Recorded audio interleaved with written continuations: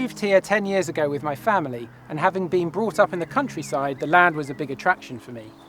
We have about 30 acres, some of which was already woodland, but the rest was field, so it was completely up to us what to do with it.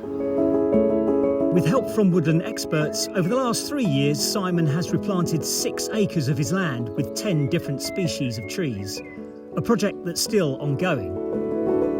I'm a fund manager who specialises in climate solutions, but I'm also a science graduate, and my interest in climate and the environment has been a lifelong one.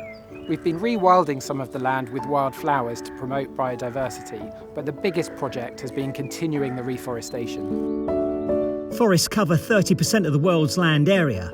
In 2020, these forests absorbed 2.6 gigatons of CO2, which amounts to 1/3 of the CO2 released from burning fossil fuels that year.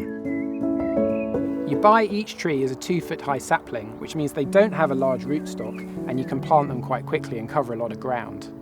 As the tree matures, each one can store up to 1 tonne of carbon, which means for such a simple project you can actually have a huge impact.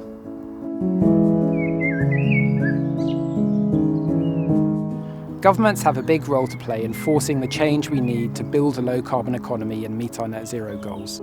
It isn't just up to governments though. Individuals and companies have a big role to play, and I've been lucky enough to make a difference through this contribution. Agriculture is the main driver of deforestation, and its associated carbon emissions account for 20% of the global emissions caused by human activity. But emissions from industries like steel and cement are also a major source of greenhouse gas emissions because of their manufacturing process. Wood-based products and construction can have a big role to play in building the low-carbon economy we need. Steel and cement have very heavy emissions in their manufacturing process, so where we can substitute wood for that steel or cement, we can avoid those emissions being created in the first place. We just have to make sure that the timberlands and the wood products are managed sustainably, and that's where companies like Sumitomo Forestry and Weyerhaeuser come in.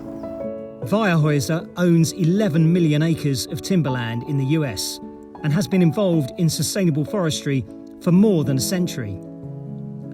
It provides a sustainable supply of lumber for a range of uses, including home construction, whilst also acting as stewards of the biodiversity and ecosystems within its forests. Sumitomo Forestry started specialising in wood technologies over 300 years ago.